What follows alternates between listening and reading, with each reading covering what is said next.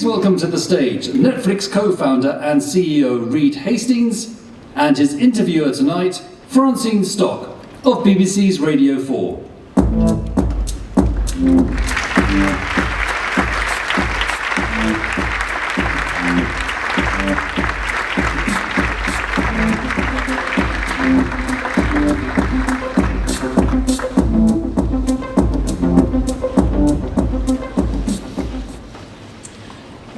Reed, it's an absolute pleasure to be here with you this evening. And first of all, before we talk about anything else, congratulations are in order because last night Netflix won its first Oscar, the documentary short. So tell us about White Helmets.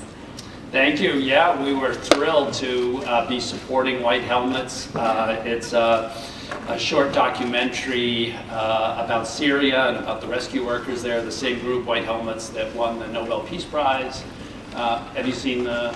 I haven't. Well, yes. Then you know, there's a scene about halfway through, and the incredibly courageous Syrian rescuers are clawing by hand through, this is live footage, through the rubble, and they find a baby and alive and pull her out, and then the movie follows and you get to see the beautiful baby girl a year later. And I think of that and I complain about the line at my coffee shop. You know, it's incredible. And this is one of the great things about entertainment is just being able to connect people to stories and people that they haven't been. And so we're so thrilled that the Oscar, the Academy, honored the film White Helmets. And I definitely encourage you all to see it. It's only 45 minutes and it's got some light moments too. It's not all. 13, 14 months taught you. Well, we're so excited now. Netflix is available everywhere around the world. We've seen great mobile usage throughout Africa, Middle East, Asia. That's been one of the big stories is how much more people live on mobile. So that's been exciting. And then it's also exciting to release content globally. And you see this amazing conversation. We just launched a show, Ultimate Beastmasters. And it's Sylvester Stallone narrating, and it's a competition between the Brazilians and the Germans and the Mexicans and the Americans and the South Koreans. And it's this global, intense competition through this amazing obstacle course. And it's just so exciting to then see all the commentary, because we can follow then the Twitter comments and Facebook comments around the world as people engage with all these characters. And to be able to do global shows and to figure out what does programming mean when it's available all around the world. Yeah, does that change your priorities at all as a business, what you're discovering now? You know, we've always had the ambition to just do some of the best content the world's ever seen, but then to make it available simultaneously, so there's never any delays around the world's incredible for us. It's very satisfying. Now, this whole concept of binge watching, which is very much the Netflix thing. I mean, some people really hate it, some people love it. Is it happening all over the world consistently? So who hates binge viewing? I don't know. That everybody loves it. Like it brings TV and movies back the way they should have always been. So the original binge view was the novel. And you got a novel, and you got to stay up late at night to read it on the beach. You got portability. You could do it at your leisure. And really, the internet has brought back binge viewing to human beings. And it's just a much better way than watching a show every week. And you're going to see most linear networks convert to binge viewing. And that's very exciting because, again, you can just watch it at your leisure and stay up and get excited. And the whole idea of the world catching on to internet TV, where you led, I mean, does this in itself bring up challenges? Because that's going to change as the competition gets more intense. Oh yeah, I mean there's, now that internet TV is clearly the way things are moving, we have competition from all sides, you know, coming in, and they're not really trying to kill us, they're trying to serve consumers, and in that way it's wonderful. So you have YouTube doing YouTube Red and trying to do more premium content. You have Amazon doing Amazon Prime. You have the BBC opening up globally with BBC with iPlayer. You've got lots of local networks in every country bringing their content onto the internet.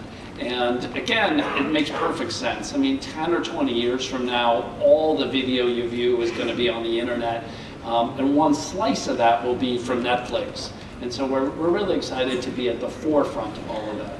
So it's a question of being in the forefront rather than having to think about some other different model then. Well, rather than getting run over. Yeah. Yes. We want to stay at the forefront, continue to innovate, continue to do some of the best programming in the world.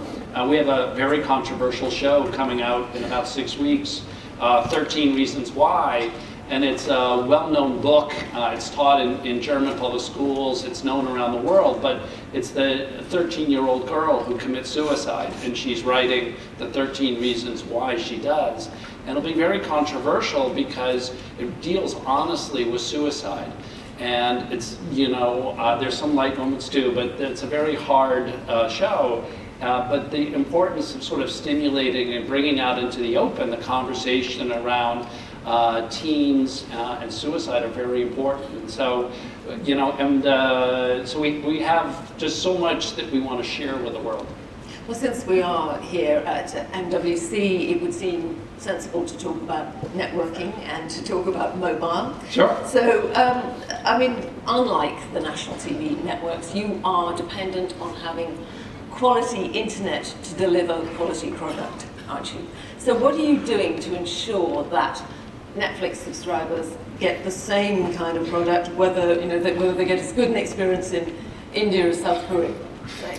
Sure. You know how some of you are old enough to remember dial-up internet, and you would get that hissing sound, and the modems would connect, and now that seems like such a relic.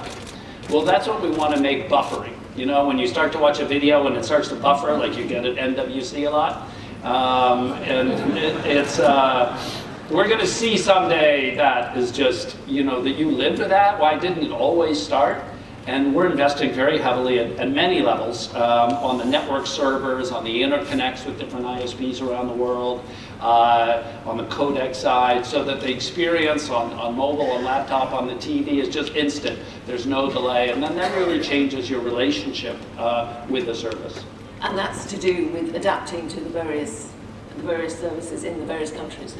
Yeah, that's right. There's so much we've learned around the world in the streaming and the adaptive technology to continue to improve. And we're not the only one. YouTube is learning a lot. Everyone collectively is making the internet experience really amazing together. Now, last year, you started for the first time to have downloading for Netflix, which seemed in some ways maybe quite a surprising thing. But what's been the reaction to that so far?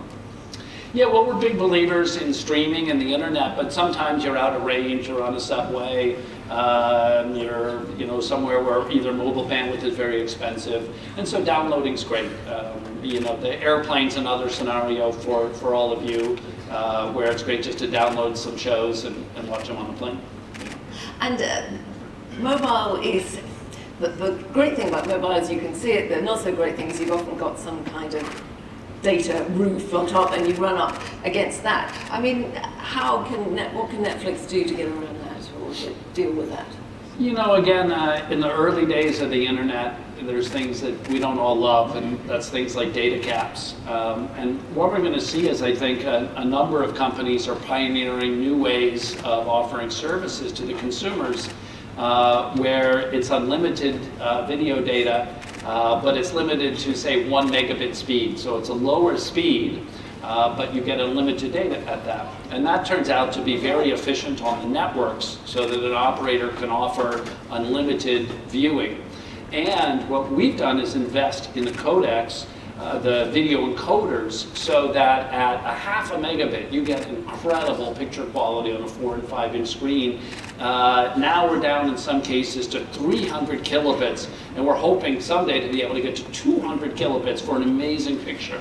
So we're getting more and more efficient at using operators' bandwidth, and in exchange what they're doing is trying to figure out for the whole industry, how can we offer unlimited video as a very compelling proposition, not only, again, for Netflix, but for many providers on mobile, so that you can just enjoy it and not have to think about, am I going to hit the data cap? So that's where we see things going in that innovation. You know, that high dynamic range means the whites are really white, the blacks are really black. You get a fuller color spectrum, and it just looks incredible on the screen. And so these advanced screens that we see in mobile are really supporting the innovation, and then Netflix and others continue to innovate on the video style so that you can see the great colors on the screen. And there was a thought at one time that only certain kinds of entertainment would be suitable for watching on mobile devices, I mean particularly on phones, and that maybe it would be a question of something where there are lots of close-ups, lots of dialogue, not necessarily, you know, wide landscapes and that kind of thing. What's the experience been of the way that people watch? Well, I watch The Crown on mobile, and it's incredible. You see these great panoramas, but when I told the writer Peter Morgan that, he was aghast. So, you know, there are some people who are very classic in what they want, and they think it, you know, some people say it's got to be in the movie theater. Other people say, no, it's got to be on the television. But, you know, I think the screens today are just stunning, and you can really see all the depth, you know, right in front of you. And then, of course, the beautiful thing, as you all know, is then you can watch it on the move. So, you know, I would bet that old people watch on big screens forever, and young people, you know, figure out these new paradigms. And as they grow, mobile TV becomes more and more significant. But is it something that you think about in terms of your planning, sort of the proportion of the audience that will be watching that way? You know, we really focus on incredible story, on characters that engage and storylines that are meaningful or funny, and less about the screen size. We want to be very flexible so we can be on any screen size you have. But we don't design, you know, for mobile. There are people who are talking about that, you know, like vertical video and things like that. And maybe we'll look at that someday, but really what we're focused on is stories that you want to watch on any screen, including mobile. And what about piracy? Because this is not a thing that's going to go away, is it? And the more sophisticated you get, the more sophisticated the pirates get. There are tens of billions. You know, $10 a month and 10 euros a month, that helps, because then there's all this amazing content to offer around the world. And what we've seen, you know, we launched in the Netherlands 4 years ago, and the Netherlands was one of the, you know, major hotspots for piracy. But now consumers are more and more turning to legal and expensive alternatives like Netflix. Now it's our challenge to do that around the world, to offer such a good service that there's less and less temptation to go to piracy. So our focus is really on the carrot of offering a great service around the world, so that, you know, there's no need or desire to go to piracy. So you just remove the incentive. That's the greatest disincentive. That's the part that we can do. Governments play a role also, but the part that we can do is offer a great service. And I mean, there is that whole question about being global and what your content is, because initially you were seen as providing great American content, and it had very much that feeling. But if you're going to be global, it has to be a mix, does it, of, you know, US and local content? How do you work that one out? Yeah, we want to be collecting and developing stories around the world and sharing them around the world.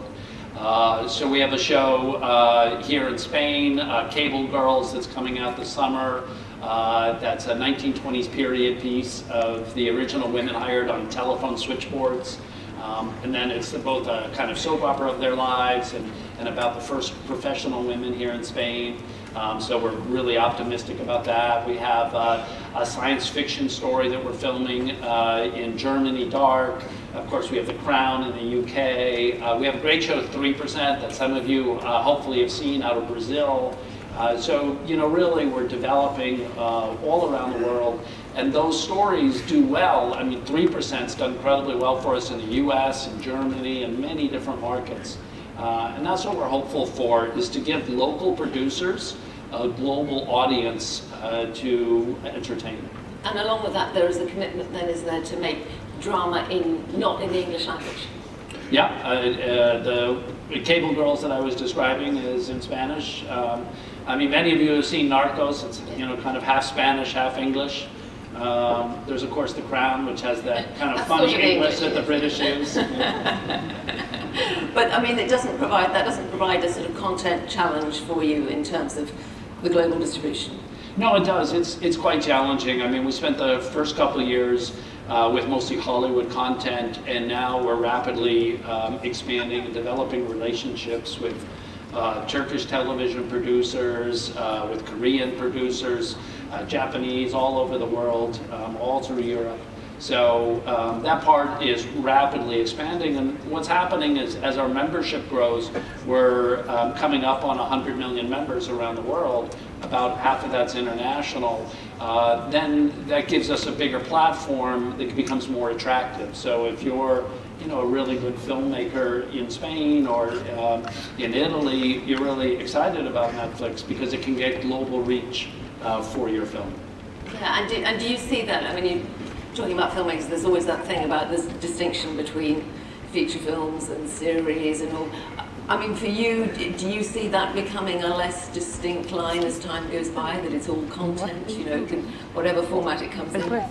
Well, in a way, you can say it's all content, but no, it's really so different. I mean, when you look at a documentary, it's so different than we do a lot of stand-up comedy.